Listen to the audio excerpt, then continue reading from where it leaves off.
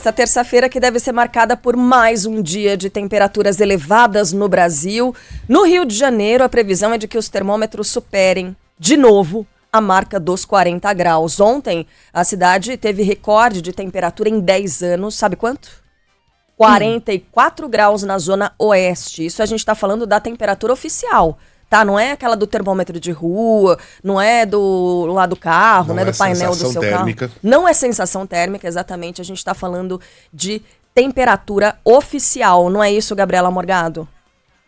Exatamente, pessoal. Bom dia para vocês, para todo mundo que acompanha a gente. Desde domingo que a gente está aqui no Rio de Janeiro com temperaturas acima dos 40 graus. E aí ontem, quando foi ali durante a tarde, o bairro de Guaratiba, na zona oeste do Rio, registrou 44 graus. Só para a gente comparar, lá em 2023, no fim do ano, quando a gente teve aquelas sensações térmicas de quase 60 graus durante o show da cantora Taylor Swift aqui, a temperatura em Guaratiba ficou ali por volta dos 43 graus. Então ontem a gente superou isso e teve o recorde de 44 graus e as temperaturas dos termômetros das ruas também todas acima de 40 graus, segundo aí relatos dos nossos ouvintes também mandando fotos pra gente de diversos bairros aqui da capital. E por causa disso a gente entrou no nível 4 de calor no início da tarde de ontem, que é justamente essa previsão de que haja uma manutenção de temperaturas entre 40 e 44 graus por 3 dias consecutivos. Hoje a previsão é que a gente tenha também temperatura ali na casa dos 42 graus. Mas além da capital, a gente tem temperaturas também muito elevadas por todo o estado, todos os 92 municípios com o alerta máximo aí de calor emitido pelo governo do estado, e as estações do Instituto Nacional de Meteorologia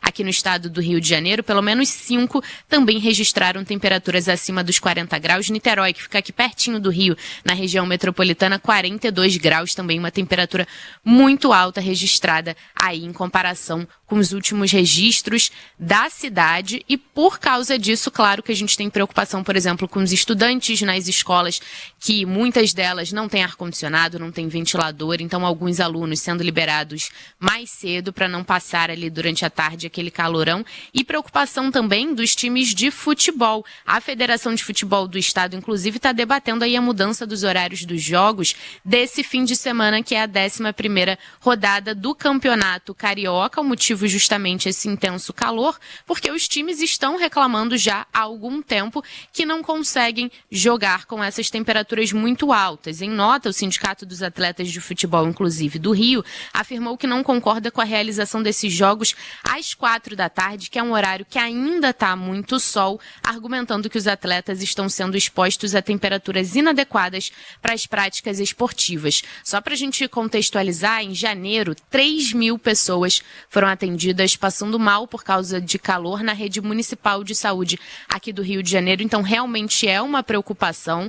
A gente conversou, inclusive, com uma moradora de Nova Iguaçu, na Baixada, que todo dia ela faz a travessia aqui para o Rio de Janeiro. Ela disse que já passou mal em casa por causa desse calor.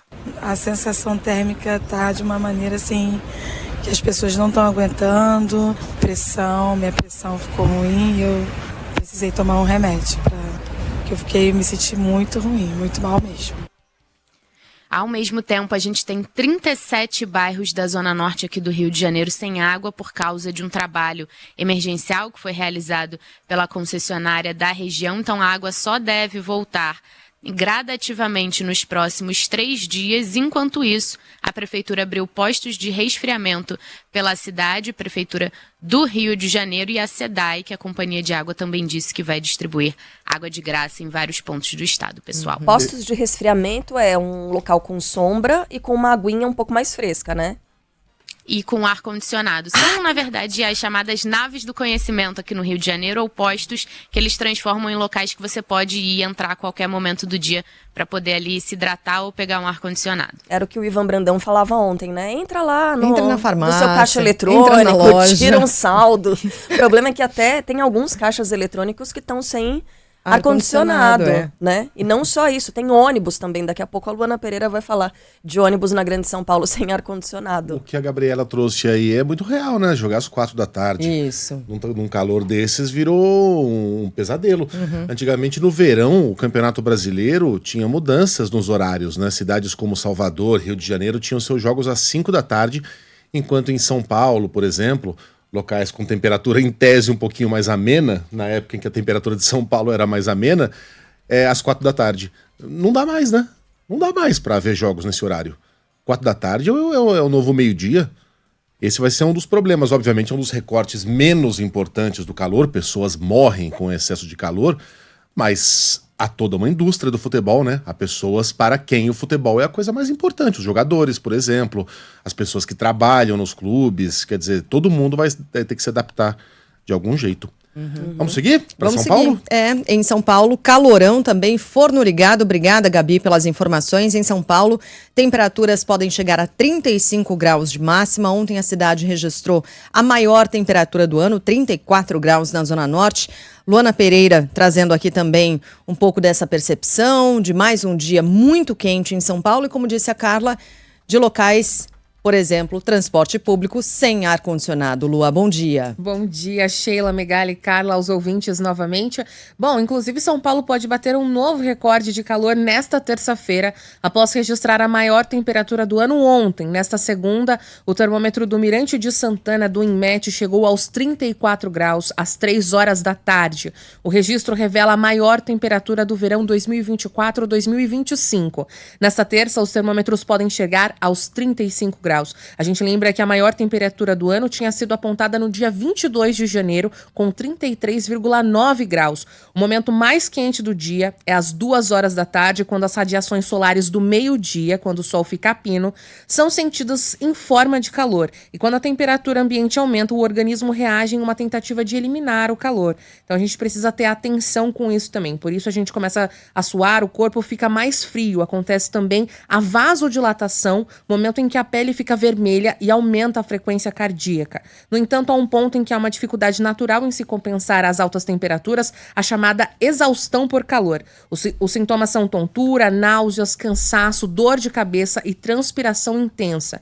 Em casos mais extremos, desmaios e cãibras. O médico cardiologista Marcelo Franklin orienta que tomar água é essencial para enfrentar esse calor. Sempre manter a hidratação. Não esperar ficar morrendo de sede para tomar água. Usar roupas leves e confortáveis que não atrapalhem a troca de calor do corpo com o ambiente, mudando às vezes até os hábitos de vestimentos que a gente usa no trabalho. As crianças e os idosos são os mais vulneráveis às altas temperaturas. Vale lembrar que esta é a terceira onda de calor no Brasil só este ano. Eu citei o transporte público sem ar-condicionado, porque a Luana Pereira estava fora do ar aqui falando do ônibus intermunicipal que você usa. Qual o preço da passagem? 7,75. Eu vou do Butantã a Vila Menque, em Carapicuíba. E esse ônibus, na verdade, ele tem um equilíbrio ali. Um ônibus tem ar-condicionado e outro não. Ai, meu Deus. Então tem gente que espera na fila o próximo ônibus para pegar o que tem um ar-condicionado, porque o que tá na frente são as janelas ali abertas, o que não dá conta, tem aquela vazão no meio do ônibus também, que as pessoas vão ali, empurram para cima, mas um ônibus de 7,75, muitas pessoas esperam o ônibus de trás para poder usufruir do ar-condicionado ali por 25 minutos. Meu Deus do céu. O Lucas de Guarulhos, Luana, tá falando a mesma coisa. Eu tô em um ônibus vindo de Guarulhos para São Paulo sem ar-condicionado. E aí o que o motorista faz? Ele quase não para nos pontos pro ônibus não encher, né? Aí eu não sei o que é, o passageiro se sente pior, né? Em ver o ônibus passando direto sem parar no ponto, ou quando para não tem ar-condicionado. Ele vai ser xingado de um jeito ou de outro. O coitado do motorista aqui.